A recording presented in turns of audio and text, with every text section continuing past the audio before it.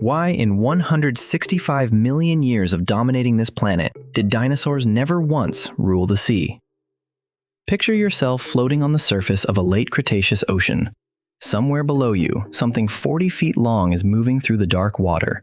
It surfaces, jaws first, then a long crocodilian skull, then a body built like a torpedo wrapped in armor plating. It looks, to almost everyone who has ever seen a painting of it, exactly like a dinosaur.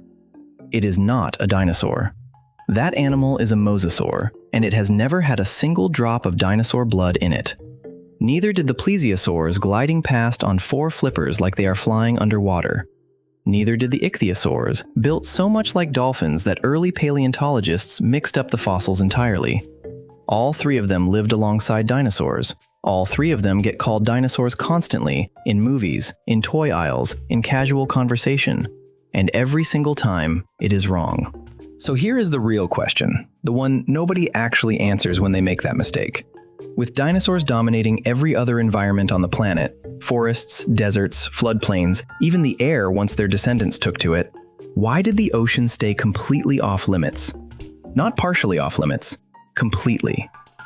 In 165 million years, across thousands of species, not one true dinosaur ever became a full-time ocean animal. By the end of this video, you will understand what actually makes an animal a dinosaur in the first place, the 4 things standing between that animal and the sea, and a twist ending that is going to surprise you, because the real answer is not what you think. Like and subscribe for more. Before we can explain why dinosaurs never conquered the ocean, we need to fix a problem, and the problem is that most people, including most people who love dinosaurs, are using the word wrong. Dinosaur gets used as a catch-all term for anything large, scaly, and extinct. A pterosaur soaring overhead, a mosasaur cutting through the waves. Even a woolly mammoth gets called a dinosaur by someone at a dinner party at least once a year, despite mammoths being a mammal that lived closer in time to a smartphone than to a tyrannosaurus. None of that is what a paleontologist means by the word, and the actual definition is stricter and stranger than most people expect. A dinosaur is defined by ancestry, not by appearance. Formally, dinosaurs are the descendants of the most recent common ancestor of 2 specific groups, the group containing Triceratops and the group containing modern birds, plus every single descendant of that ancestor. That sounds technical, but the practical version is simpler. Dinosaurs are a single family tree that branched off from other reptiles roughly 240 million years ago, and everything on that specific branch, no matter how different it looks, counts. Everything not on that branch does not, no matter how similar it looks. And there are physical fingerprints that come along with being on that branch. The hip socket is perforated, an open hole rather than a solid cup, which is not how the hip works in lizards, crocodiles, or the marine reptiles we will get to shortly. The legs are held upright, directly beneath the body, rather than sprawled out to the sides. There is a specific hinge in the ankle that allows the foot to move like a simple door swinging on a single axis, instead of twisting through multiple planes the way a crocodile's foot does. Individually, these sound like small anatomical footnotes. Together, they are the signature. If a fossil animal does not carry that signature, it is not a dinosaur, no matter how big its teeth are or how good it looks next to a T-Rex on a museum poster. This is exactly why Mosasaurs, Plesiosaurs, Ichthyosaurs, and the flying pterosaurs all get excluded, even though every single one of them was alive at the same time as actual dinosaurs, hunting in the same oceans and skies, sometimes even eating the same prey. They are reptiles. They are Mesozoic. They are, in the loosest sense, dinosaur contemporaries and dinosaur neighbors. But they branch off from a different point on the reptile family tree entirely, long before the dinosaur branch even existed, which makes them roughly as related to a Stegosaurus as a seal is related to you. Related, distantly, through a common ancestor so far back it barely counts, but not the same thing, and not each other's family. There is one more twist buried inside this definition, and it is the twist this entire video is eventually going to come back to, so hold on to it. Birds did not descend from dinosaurs the way a great-grandchild descends from a great-grandparent, several steps removed with plenty of separation in between. Birds are dinosaurs. In the exact same sense, a velociraptor was a dinosaur, because they sit directly inside that same family tree we just defined, on the specific branch that survived the asteroid. Every pigeon on every sidewalk on Earth right now is, by the actual scientific definition, a dinosaur. Keep that fact in your back pocket. It is going to matter a great deal later. So now that we know what a dinosaur actually is, hips, ankles, upright legs, one continuous family tree stretching from Triceratops all the way to the birds outside your window, we can ask the real question properly. Why did an animal built exactly like that never once, across the entire history of the group, become a full-time ocean dweller? The upright stance we just described, legs tucked directly underneath the body like the legs of a table instead of sprawled out to the sides like a lizard doing push-ups, is the single reason a dinosaur can walk for miles without getting tired, while a crocodile cannot. It is an incredible piece of engineering for a life spent walking, running, and standing on solid ground. It is also, from the very first day it evolved, a design with one job: land locomotion. Nothing else. Think of it like a running shoe. A running shoe is a masterpiece of engineering if the job is running. Put that same shoe on and try to swim laps in a pool, and suddenly, all that engineering works against you.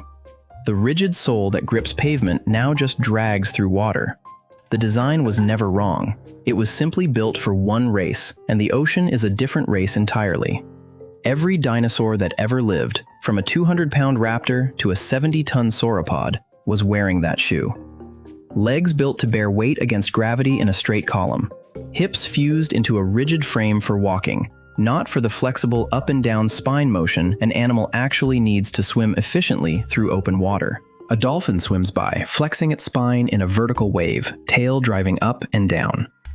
A crocodile swims by, throwing its spine side to side, using that sprawling, flexible posture dinosaurs specifically evolved away from.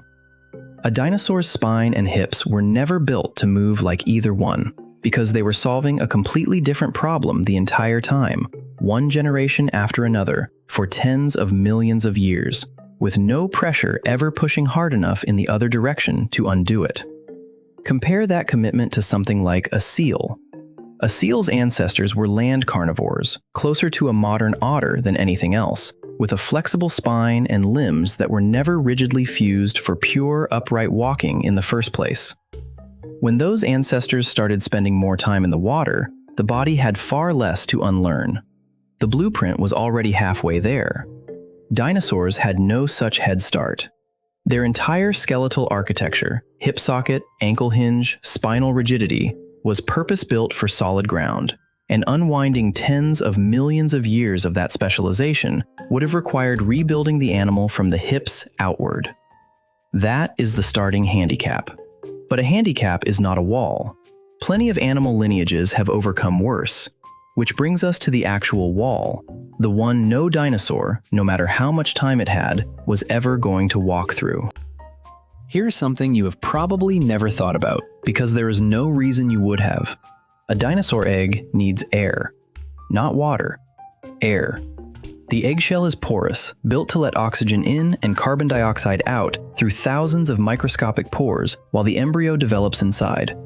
Submerge that egg in water, and the pores clog, the gas exchange stops, and the embryo suffocates before it ever gets the chance to hatch. Every dinosaur that ever existed, no exceptions, had to return to solid, dry land to reproduce. Every single one, every single generation, forever. Now compare that to the animals that actually did conquer the ocean. Ichthyosaurs stopped laying eggs entirely. They evolved live birth, giving birth to fully formed young directly in open water the same way a dolphin does today. We know this because paleontologists have found ichthyosaur fossils frozen mid-birth, a baby halfway out of the mother, tail first, the exact same birthing position modern dolphins use to keep a newborn from drowning during delivery. That is not a coincidence. That is the same solution to the same problem, discovered twice, roughly 150 million years apart, by two completely unrelated lineages facing the exact same obstacle. Whales did something similar much later on a different continent in a different era entirely. Early whale ancestors walked on land on four legs, and over millions of years, as they moved deeper and deeper into aquatic life, live birth came with them. The same solution arrived at a third time. Think of it like a phone that needs to be plugged into the wall to charge. You can carry that phone anywhere you want during the day, but every single night, no matter what, you have to come back to the outlet. Now imagine trying to build a life entirely underwater while your body is still tethered to a wall socket on the beach. That is what a dinosaur trying to live in the ocean would be facing. It does not matter how well the rest of the body adapts, how streamlined the skull becomes, or how paddle-like the limbs get. The reproduction cycle keeps dragging it back to shore every single generation, forever, undoing the ocean-going progress the moment it comes time to breed. Ichthyosaurs cut the cord. Whales cut the cord. Dinosaurs never did. Not once, in the entire history of the group, across every single one of the roughly 700 species we currently have named. And this is not a small detail. This is the single biggest reason a fully oceanic dinosaur was never actually possible. You can redesign the legs, you can redesign the spine, you can even redesign the skull into something more efficient for catching fish. Redesigning the fundamental reproductive biology of an entire lineage is a completely different order of problem, and evolution, across the full 165 million years dinosaurs had available to it, never got there. But close is not the same as never trying. And this is where it gets interesting, because at least one dinosaur got remarkably close, and it happens to be one you have almost certainly heard of: Spinosaurus. Picture a 50-foot predator with a long, crocodile-like snout full of conical teeth built for gripping slippery prey instead of slicing meat. Dense, heavy bones, more like a hippo's than a typical dinosaur's, a sail rising off its back, and, in the most complete specimens found, a long, paddle-shaped tail that looks almost nothing like the tail of any other dinosaur ever discovered. This animal spent enormous amounts of time in rivers and lagoons hunting fish, wading and quite possibly swimming through freshwater environments in a way no other dinosaur on record ever did. Every part of that body tells the same story. Dense bone, rather than the typically light, hollow bone most dinosaurs carried, works the same way a diver's weight belt works, helping the animal control its buoyancy and stay submerged, rather than bobbing helplessly on the surface. The paddle tail, when it beats side to side, generates real thrust in the water, something no other known dinosaur tail was built to do. The nostrils sit higher up on the skull, positioned so the animal could keep breathing with most of its head submerged, the same basic trick a crocodile uses today. Every single one of these features points toward a life spent as close to fully aquatic as a dinosaur skeleton could possibly be pushed. Spinosaurus is the closest any dinosaur ever came to breaking through. It is proof the door was not completely sealed shut, that natural selection was genuinely capable of nudging a dinosaur meaningfully in the direction of a water-based life. It could adapt its body significantly for a semi-aquatic existence, could spend the majority of its waking hours hunting in rivers instead of on open ground, could outswim and outfish nearly anything else walking on two legs in its ecosystem. And it still had to lay eggs on solid ground. It still had those same hips underneath all the modifications, that same fundamentally terrestrial skeleton at its core. Spinosaurus got as far into the water as a dinosaur could physically get without breaking the two rules that defined the entire group from the very beginning. It waded right up to the edge of the ocean and stopped, held back by the same two walls that had been holding back every dinosaur before it for 100 million years. Think of a rope tied to a post, with just enough slack to reach the shoreline and not 1 inch further. Spinosaurus walked all the way out to the end of that rope, further than any dinosaur before or after it. It never got to walk past it, because nothing wearing that skeleton and laying that kind of egg ever could, no matter how many millions of years it had to try. It is worth pausing here and asking an obvious follow-up question. If Spinosaurus could push this far into a semi-aquatic life, why did no other dinosaur lineage take the same path and go even further, given enough time? Part of the answer is competition that was already extremely well established. By the time dinosaurs existed, the ocean was not an empty niche waiting to be filled.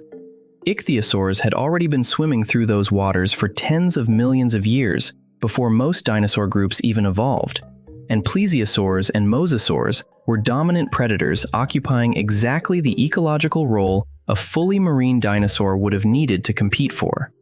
Evolution rarely builds an entirely new solution from scratch when an older, already highly refined competitor is sitting in that spot, taking the food and defending the territory. It is like showing up to open a new restaurant in a city block where 3 different restaurants have already spent decades perfecting the same menu, building loyal customers, and outcompeting every new entrant that tries the same idea. The other part of the answer is simply time and chance. Evolution does not have a plan. It does not look ahead, see an empty niche, and steer a lineage toward filling it. It works through small variations, generation after generation, kept only if they happen to provide an advantage in that specific moment. Spinosaurus needed an unusual combination of circumstances: a river and lagoon-rich environment loaded with fish, limited direct competition in that particular ecological slot, and millions of years of accumulated small changes to end up as aquatic as it did. Most dinosaur lineages simply never encountered that same specific combination of pressures, so the small nudges toward water never had a reason to start accumulating in the first place. And then, 66 million years ago, time ran out for the entire experiment. So dinosaurs never conquered the ocean. Hips built for land, eggs that need air, a waiting giant that got closer than anything else and still could not cross the final line, held back by competitors who had already claimed the water tens of millions of years earlier. Except that sentence is not actually true, and here is why. And this is where everything we defined at the very beginning of this video comes back around. Remember the fact we asked you to hold on to. Birds are dinosaurs. Not descended from dinosaurs the way you are descended from your grandparents, with generations of separation and change in between. Birds sit directly inside that same family tree, sharing that same perforated hip socket, that same upright leg structure at their evolutionary core. In the exact same sense, a Tyrannosaurus was a dinosaur. When you look at a pigeon, you are looking at a dinosaur, alive, right now, on the sidewalk outside. And somewhere between 60 and 100 million years ago, one particular branch of that dinosaur family tree did exactly what no Spinosaurus, no raptor, no sauropod ever managed across the entire Mesozoic. It solved the egg problem the same way it had always been solved on land, by building nests on cliffs and shorelines instead of trying to lay eggs at sea, keeping the one non-negotiable rule fully intact while cutting loose from almost every other constraint of a fully terrestrial life. And around that one unbending rule, it reshaped the rest of the body into something built almost entirely for water.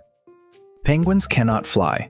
Their wings evolved into flippers, dense and rigid, built for pushing through water instead of air, the exact opposite job a wing normally does. Their bones, unlike the hollow, lightweight bones of almost every other bird on Earth, are solid and heavy, the exact opposite adaptation from what a flying animal needs, because a flying animal has to be light, and a diving animal needs to sink. An emperor penguin can dive over 500 meters and hold its breath for more than 20 minutes hunting in water cold enough to kill an unprotected human in a matter of minutes. They spend the overwhelming majority of their lives in the ocean, coming ashore for exactly one reason: laying eggs on solid ground. The same non-negotiable rule every dinosaur before them was bound by, upheld now for one purpose only: everything else about the body rebuilt around the water instead. A penguin is a dinosaur that conquered the ocean.